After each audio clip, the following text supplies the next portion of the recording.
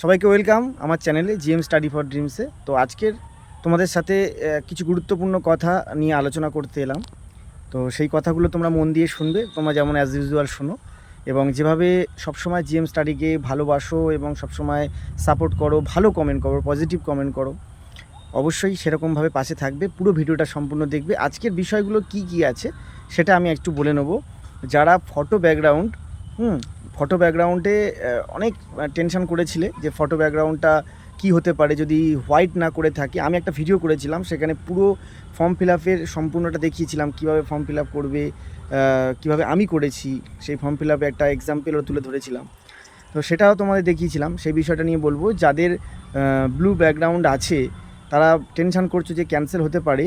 একান্ত ছবিটা যদি খুব কোনো শেড থাকে, মুখের ওপরে কোনো ছায়া পড়েছে বা কিছু অন্য কিছু থাকে বা খুব খারাপভাবে তোলা থাকে, তা না হলে তোমাদের ক্যান্সেল হওয়ার চান্স কম।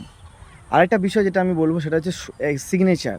আমাদের এই পাশে গ্রামেরই একটা ছেলে খুব ভালো এক্সাম দিয়েছে, ভালো প্রশ্ন অ্যান্সার দিয়ে এসে যখন রেজাল্ট বেরিয়েছে আলটিমেটলি চাকরিটা সে পায়নি। তার রেজাল্টের জায়গায় দেখাচ্ছে যে নট মেনশনড বা নট সিলেক্টেড এরকম একটা দেখাচ্ছে, ঠিক আছে, যেটা সব ন্যাচারালি দেখায়। কিন্তু ও ভাবছে যে ব্যাপারটা কী লেখা এটা বুঝতে পারছি না। কিন্তু ও যখন আরাকসা ভবনে গিয়ে যখন সেখানে শুনে এলো যে স্যার আমার কী প্রবলেম হয়েছে, এটা এরকম আসছে কেন, তো সেখানে বলছি যে তুমি ক্যাপিটাল লেটারে তোমার এক্সাম শুরু হওয়ার কিছুক্ষণ পরে তোমাদের সই করার জন্য একটা পেপার আসে, তো সেখানে ক্যাপিটালে সই করে ফেলেছে। প্রশ্ন ভালো লেগেছে, প্রস্তুতি হয়তো ভালো ছিল, খুব তাড়াহুড়ো করতে গিয়ে তোমাদের ভুল হয়ে যায়, সেরকমও ভুল করে ফেলেছে। তাই জীবনে একটা বড় সিদ্ধান্ত।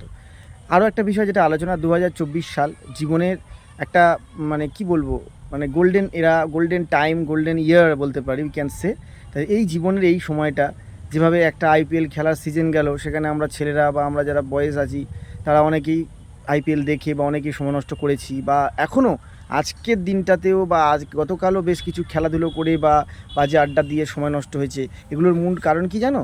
এগুলোর মূল কারণ কিছুদিন আগে যে ওবিসি সার্টিফিকেটের যে ক্যান্সেলেশন, যে রিপোর্টটা এসছে, যে নিউজটা এসছে হাইকোর্টের, যে ক্যান্সেল হয়েছে ওবিসি সার্টিফিকেট এবং ক্যান্সেল, এটার জন্য অনেককে গাটা হালকা দিয়েছে যে ঠিক আছে, এখন তাহলে পরীক্ষা তো পিছিয়ে যাবেই। আমাকে অলরেডি অনেকগুলো ফোন এসছে, দাদা তাহলে পরীক্ষা পিছিয়ে যাবে। তাহলে পরীক্ষা পিছিয়ে যাবে যদি কোনো অ্যাসপিরেন্টস মুখ থেকে একবার বলে, তার মানে আমাকে ধরে নিতেই হবে তার অন্তত 1-2 দিন হলেও সে ফাঁকি দিয়েছে।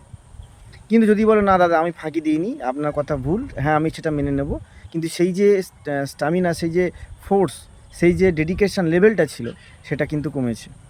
তো চলো, আরও এই কথাটা যে আমি বলবো যে তোমাদের পরীক্ষা কবে হবে, বহু দিন আগে থেকে আমি তোমাদের বলে আসছি।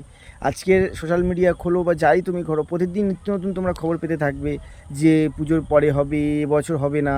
যতক্ষণ ওবিসি সার্টিফিকেটের ব্যাপারটা না হবে, আনন্দবার পেপার কাটিং তুলে সবাই বলছে যে তাহলে পরীক্ষা স্থগিত থাকবে, তাহলে পরীক্ষা পিছিয়ে যাবে। যেহেতু ডব্লিউবিসিএসের জন্য পেপারে বলেছে আদার্স গভর্নমেন্ট এক্সাম, এখানে মেনশন করেছে WBCS and others government exam, এগুলোর সমস্ত চাকরি পিছিয়ে যাবে।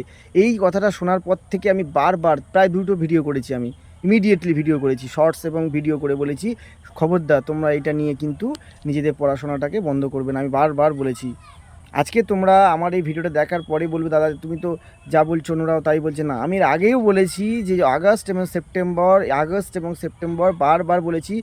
ভালো করে আমার এই ভিডিওটা যদি দেখো, প্রথমবার যে দাদা বলছে ফার্স্ট টাইম দেখো, অবশ্যই আমার আগের ভিডিওটা দেখো, আগে 2টো ভিডিও আগে একটা ভিডিও দেখো সবার থেকে আগে। এবং অলওয়েজ সবসময় বলেছি যে আগস্ট এবং সেপ্টেম্বরের মধ্যে তোমাদের কেপি এক্সাম, যেহেতু সমস্ত নোটিফিকেশানস ফাইল পাস, সই সব কিছু আগে হয়েছে, তাই কেপির এক্সামটা তোমাদের আগে হবে।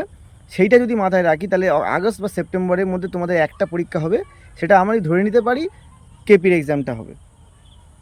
ডব্লিউপির এক্সাম আমি বলেছি যে কোনো একটা পরীক্ষা হবে, কেপি এবং ডব্লিউপি এক্সাম ওই মাসে নাও হতে পারে, আগস্ট সেপ্টেম্বর না হলে তো অক্টোবরে হবে।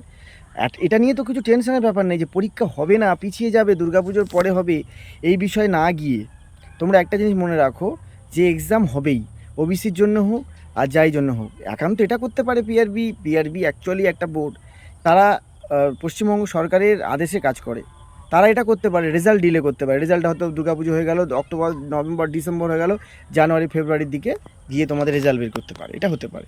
কিন্তু এক্সাম তোমাদের এবছর হচ্ছে। তাহলে আমি দুটো জিনিস ক্লিয়ার করলাম, এক হচ্ছে ফর্ম হোয়াইট ব্যাকগ্রাউন্ড হলে বা ওর জায়গায় ব্লু হলে অসুবিধা নেই। আর এক্সাম তোমাদের আমি যেরকম বলেছিলাম আগস্ট সেপ্টেম্বরকে টার্গেট করে পড়াশোনা করো, তোমরা কলকাতা পুলিশের প্রিলিমিনারি এক্সামটা পেয়ে যেতে পারো। রেজাল্ট হয়তো ডিলে করতে পারে, কিন্তু এক্সাম তোমাদের হবে, ওবিসির জন্য প্রবলেম হবে না। আর ওবিসির জন্য যারা ফর্ম ফিল আপ করেছো করেছো তাদের জন্য সঠিক খবর এখনও আসেনি।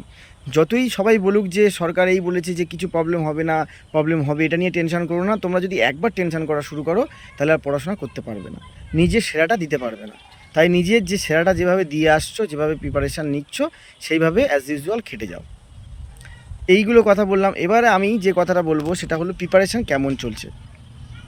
দেখো, কেপি প্রিলিমিনারি এক্সাম একটা এমন এক্সাম যেখানে শুধুমাত্র প্রিলিমিনারি এক্সামে জিকে ইংরেজি থাকে না, বাকি জিকে জিআই ম্যাথ থাকে। সেখানে তোমাদের কী প্রিপারেশান সবসময় বলেছি, ওটা কোয়ালিফিকেশান এক্সাম, মানে ওটা কোয়ালিফাই করে তোমরা পিইটি পিএমটির জন্য, পিইটির জন্য মানে কোয়ালিফাই করে। পিএমটি জানো ফিজিক্যাল মেজারমেন্টের শারীরিক মাপযোগ, আর পিইটি ফিজিক্যাল মেজারমেন্ট এই এফিসিয়েন্সি টেস্ট, মানে দৌড় আছে। তাহলে এই দুটো জিনিস তোমাদের করতে হবে। তারপর তোমাদের মেন, তার মানে প্রিলিমিনারি এক্সামটা তোমাদের কোয়ালিফিকেশান পরীক্ষা, যেটা তোমাদের পিএমটি পিটিতে যোগ্যতা অর্জন করতে নিয়ে যাবে।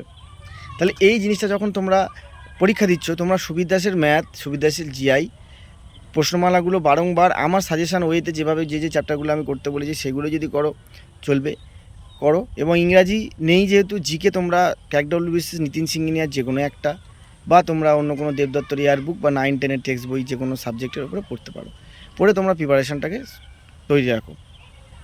প্রিপারেশান যখন তৈরি হয়ে যাবে তখন তোমাদের সেই জিনিসটা নিয়ে ভাবতে হবে যে প্রিপারেশানটা হয়ে গেল, কীভাবে পড়বো। প্রিলিমিনারির জন্য নর্মাল ওয়েতে পড়াশোনা করলেই হবে। তা শুধু কি প্রিলিমিনারির জন্য পড়াশোনা করা যায় না, আরও ডব্লিউপির জন্য ভাবনা চিন্তা করার দরকার? অবশ্যই ডব্লিউপির জন্য ভাবনা চিন্তা করবে, প্রিপারেশান নিতে থাকো। যে প্রিপারেশানটা পিএসসির জন্য নিচ্ছ, ডব্লিউপি মেনের জন্য নিচ্ছ, সেই প্রিপারেশানেই তোমরা প্রিলি এমনি পাস করে যাবে। প্রিলির জন্য আলাদা করে সেরকমভাবে যে প্রিলির জন্য হালকা করে পড়বো ওরকম কোনো ব্যাপার নেই। আর যারা নতুন তাদের জন্য বলছি, প্রচণ্ড যে মানে যে ঢিলেটা দিচ্ছ যে না ঠিক আছে এখন পশ্চিমবঙ্গে নতুন ট্রেন্ড চলছে ওবিসি, এখন অসুবিধা নেই, ফাঁকি দিই বা এখন কদিন রেস্ট নিই, না এগুলো করো না, অবশ্যই এগুলো করো না। আর জেল পুলিশের এক্সামের কথা বলি, জেল পুলিশের আবগারিটা আলাদা একটা পরে বলছি, জেল পুলিশের এক্সামটা বলি। জেল পুলিশের কোনো রকম খবর এই মুহূর্তে নেই, তোমরা আমাকে প্রশ্ন করো না প্লিজ। জেল পুলিশের কোনো খবর নেই, ডব্লিউপি কেপি এমনি ওবিসির জন্য এইসব সমস্যা চলছে, কিন্তু এক্সাম তোমাদের হবে, আমার কথা লিখে রাখো, এক্সাম তোমাদের হবে। তারপরে সেটা দেখা যাবে, রেজাল্ট ডিলে করে এক্সাম তোমাদের হবে, এটা আমি আগেও বলেছি, বারবার বলেছি।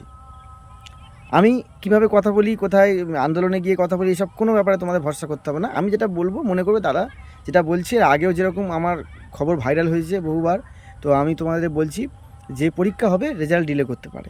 তোমাদের জেল পুলিশে এই মুহূর্তে কোনো খবর নেই, ভালো করে পড়াশোনা করো, এটাই সব থেকে বড়ো কথা। আর একটা কথা বলি, দেখো একটা জিনিস বারবার আমি বলেছি যে বর্তমান সময়ের কিছু ভালো ভালো সিনেমা তোমরা দেখো, যেমন শ্যাম মানিকশা, শ্যাম বাহাদুর সিনেমাটা আজকে আমি দেখলাম, শ্যাম বাহাদুর সিনেমাটা দেখলাম, প্লিজ তোমরা সবাই দেখবে। একটা ফিল্ড মার্শাল, একজন আর্মি চিফ, কীভাবে একটা সাধারণ মানুষ থেকে কীভাবে দাঁড়িয়ে তখন মানে 1962 থেকে কীভাবে ওয়ারগুলোতে উনি আমাদের ফিল্ড মার্শাল ছিলেন, একজন ইন্ডিয়ান আর্মির যে হেড, কীভাবে একজন ফিল্ড মানে অফিসার কমান্ডার কীভাবে একটা লাইফ তার হতে পারে, তার চলাফেরা, তার যে পার্সোনালিটি, কীভাবে কনফিডেন্স, এগুলো তোমাদের মধ্যে আসবে।